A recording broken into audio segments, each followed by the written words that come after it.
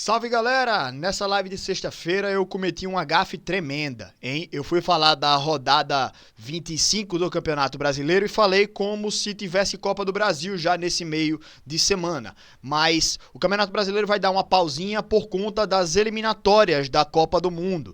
Então, data FIFA, pausa aí o Campeonato Brasileiro depois do dia de amanhã, né? E só volta o Brasileirão no dia 14. E a Copa do Brasil, os jogos de volta vão ser dia 11 e 12, ou seja, meio de semana da próxima semana, certo? Então, não tem nada a ver o que eu tinha falado, inclusive eu apaguei o corte que eu tinha feito lá na live, né, falando sobre os palpites e vamos refazer da maneira correta, né, hoje. Primeiro, refazendo aí os comentários que eu tinha dado aqui, né, sobre a tabela de classificação. Olha aqui o Fortaleza, líder do campeonato, 48 pontos, um a mais do que o Botafogo, 4 a mais do que o Palmeiras, terceiro colocado, e o Fortaleza tem um jogo a menos do que ambos, né? Ou seja, o Fortaleza ainda tem uma partida a fazer, né, a mais, e em tese pode aumentar ainda mais essa distância. Mas nessa rodada já tem confronto direto, Fortaleza e Botafogo. É um jogo que tudo pode acontecer,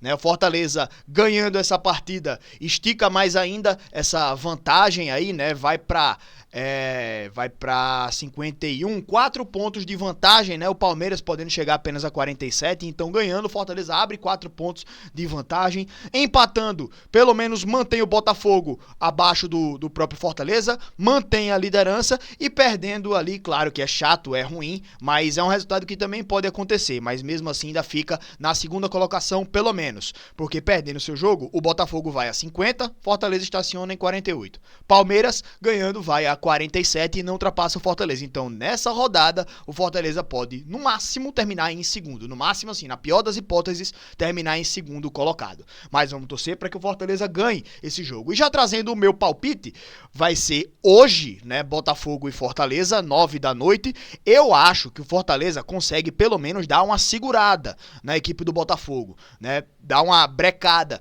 no time do Botafogo e conquista, pelo menos, ali um empate. E é esse o meu palpite para esse jogo de hoje, Botafogo e Fortaleza, certo? Torcendo aí pelo Lion para que o time ganhe esse jogo, né? Aumente mais ainda a sua vantagem no Brasileirão, mas eu creio que dá um empatezão aí.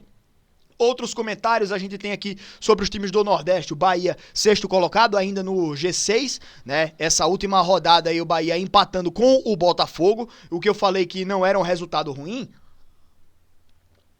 mas que fez o Bahia perder uma posição, né? Sendo que a gente tem que considerar também o adversário. Tanto que o próprio Fortaleza hoje, se empatar com o Botafogo, é um bom resultado, né? Mantém-se na liderança. O Bahia empatar também com o Botafogo não foi de todo ruim. É o líder do campeonato, era o líder do campeonato até então, né?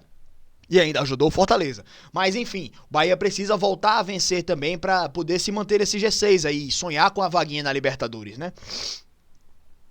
E lá aqui embaixo o Vitória, que teve mais uma derrota, né? Mais outra derrota aqui da equipe do Vitória para o São Paulo dessa vez. Então entra na zona de rebaixamento, porque o Fluminense venceu sua partida e sobe aí na tabela. E então, o Vitória precisa voltar a vencer aí seus jogos para poder sair da zona do rebaixamento, né?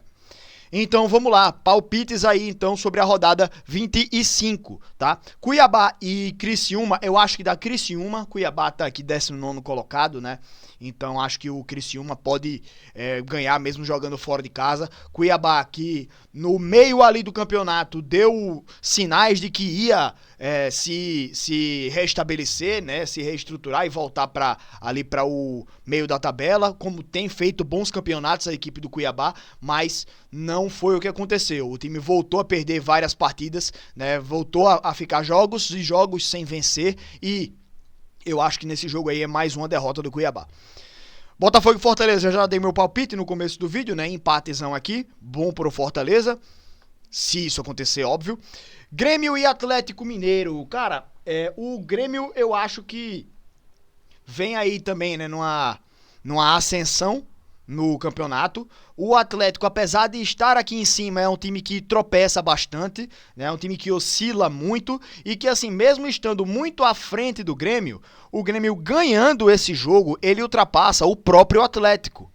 O Grêmio vem para 30 pontos se ganhar a partida e tem mais vitórias do que o Atlético, então ultrapassaria o adversário. É um jogo, um duelo direto, né? Essa partida. Então, acho que dá Grêmio nesse duelo aqui.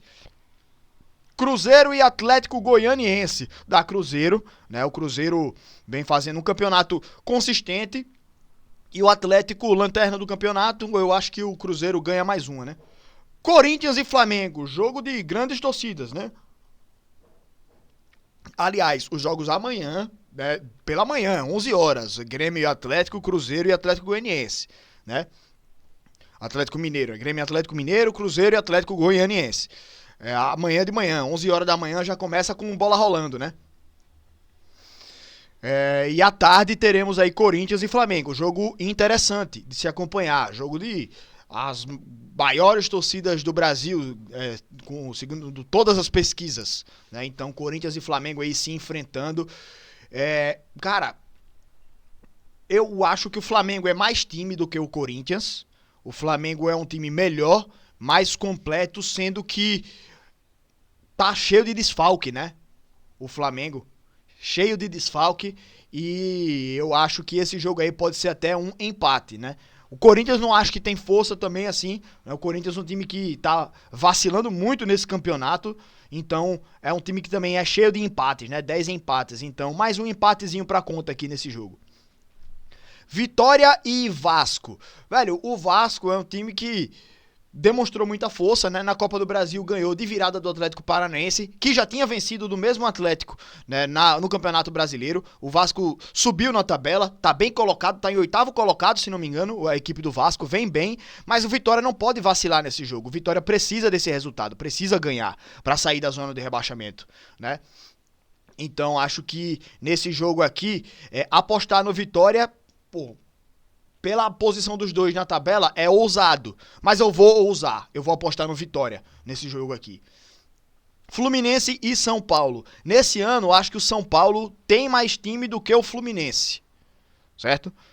Mas jogando no Maracanã, o Fluminense vem numa evolução, vem numa crescente. E acho que o Fluminense nesse jogo aí, ele vai fazer frente ali. O São Paulo tem um grande time, obviamente, o Flu. Mas esse jogo aqui eu acho que dá um empate, tá? Mas eu tô tendendo mais a confiar no São Paulo nessa partida. Mas eu daria um empate nesse jogo. Bragantino e Bahia. Da Bahia, o Bragantino vem vacilando muito também na tabela. Vem caindo muito na tabela de classificação. Olha a sequência do Bragantino. Muito tempo sem vencer, né? 5 jogos aí já sem vencer, pelo menos. O GE não dá um retrato maior. Mas eu acho que nesse jogo aqui, mesmo fora de casa, dá Bahia. Atlético Paranaense e Palmeiras.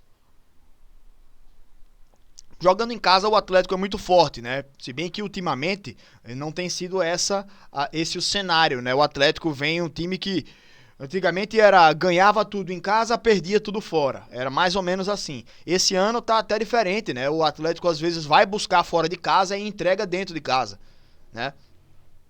Então esse jogo aí, eu acho até que eu tendo para um Palmeiras mais. Mas acho que vai dar empate nessa partida.